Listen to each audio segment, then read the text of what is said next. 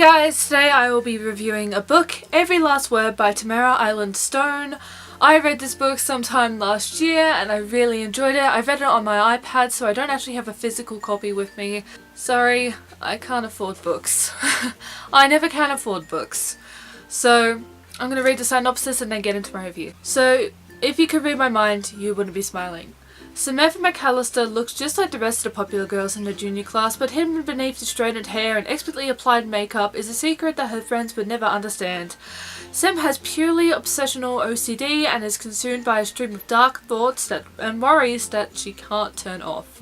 Second-guessing every move, thought, and word makes daily life a struggle, and it doesn't help that her lifelong friends will turn toxic at the first sign of a wrong outfit, wrong lunch, or wrong crush. Yet Sam knows she'd be truly crazy to leave the protection of the most popular girls in school, so when Sam meets Caroline, she has to keep her new friend with a refreshing sense of humour and no style a secret, right up there with Sam's weekly visits to her psychiatrist. Caroline introduces Sam to Poets Corner, a hidden room and a tight-knit group of misfits who have been ignored by the school at large. Sam is drawn to them immediately, especially a guitar-playing guy with a talent for verse, and starts to discover a whole new side of herself. Slowly she begins to feel more normal than she is ever in any part of a popular crowd, until she finds a new reason to question her sanity and all she holds dear. So, what I liked about this book is that it doesn't romanticize mental illness, and that mental illness isn't all that Sam is. You read the book, and at first you think that this character is only going to be consumed by her mental illness. It's all she's going to be. But no. You get to know Sam as a person, you get to know her interests and her loves, and you get to see her grow as a character in a way that sometimes you just do not see in standalones. She was refreshing. She was a refreshing character. If anyone's ever read Anatomy of a Misfit, we all know that some books like The Third Popular Girl in School and Popular Girls in School can go wrong, because I did not enjoy that book. Let's not talk about Anatomy of a Misfit. But this book was a different spin on the whole girl in a popular crowd, but she's relatively a misfit in comparison because she's hiding dark secrets about herself. I just thought it was really refreshing and really enjoyable. It doesn't romanticize her mental illness, and it talks about the stigma behind mental illnesses, which is really important. The romance in the book that does come up, because of course, obviously it's contemporary, standalone type thing, there's going to be a little bit of romance in it. I found the romance in it was very interesting, refreshing, and it was cute and realistic, and I really enjoyed it. The relationship between the two characters that grows is so interesting, and I haven't seen it before in a young adult novel, and I love how it's written, and I love how the subjects within that relationship, I love how they're approached, because it's just so interesting and complex, and I don't want to go any spoilers here, but when you read it, you're like, holy shit! Didn't see that coming. It's not so much a plot twist, but the relationship development is just so interesting, and I would like to read more of it in young adult fiction. The writing is simple, and it's very flowy and beautiful, and I found myself, which made it easier for me to binge read it, because big words and purple prose, they can just fuck up the flow in a book. I'm sorry, it just really, sometimes it can ruin it, but this book, it was just easy flowing, it was beautiful, simplistic and enjoyable, and all the poetry was just really cool, and it made me actually go back into poetry. I started reading a lot more of it. We don't talk about me writing it, because no.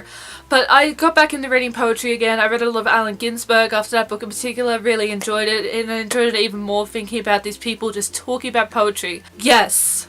The book did make me tear up a lot. I remember within the first 40 or so pages, then within the 100s, there were these little scenes that just got to me, They made me cry, not hoo-hoo sobbing, but just the tear that kind of comes out and you're like, oh, fuck you, go away. Let me read. Damn. Nah. But I feel like the fact that it made me tear, I am not a crier. I have maybe 5-6 books that have made me cry, tear up, and then I have 2 books that have made me freaking full on sob, that have absolutely destroyed me. But it's such a rarity for me to cry at a book. I have to get really attached to the characters, and within this book I really did. Plus this book really hit home for me.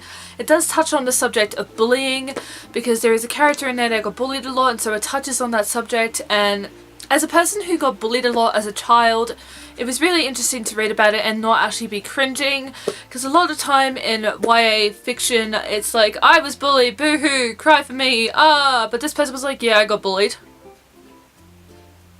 What's your point? And I don't know, I really liked it because it wasn't so much a pity thing, it was just a fact within that character that they got bullied, and it it was, I don't know, just this character was so important, man. So important. It's a dark, emotional plot. If you like misfits, dark emotional plots, and mental illnesses that aren't romanticized, this is definitely the book for you. It was just really good, flowy writing. You will enjoy it. Personally, that is my opinion. I gave it 4.8 stars because it made me cry, but the reality is I gave it a 5. The only issue that I have with this book is probably the plot twist. It's like, people warn you about the plot twist, but when you go and read it yourself, the plot twist isn't as like extravagant.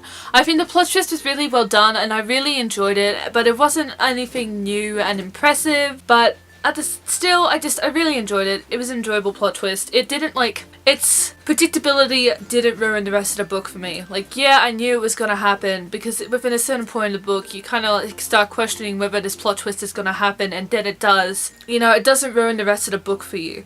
I feel like there's a lot of books with plot twists, and once you predict the plot twist and the plot twist comes around, the rest of the book is exceedingly dull because there is that subconscious build-up that you have, and then it happens and you're like, yeah, whatever. So yeah, that is my review of Every Last Word by Tamara Island Stone. I gave it a 5 stars on Goodreads. Reality is a 4.8 because it made me cry, and I guess I probably deduct a point for the predictable plot twist, but it didn't ruin the book, so whatever.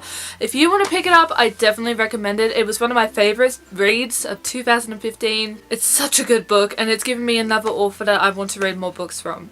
If you want any more book recommendations, feel free to hit me up on my Bookstagram, YACoffeeJunkie. Just ask what books and stuff. I had a really nice flow going there, and then I decided to get awkward. Bye.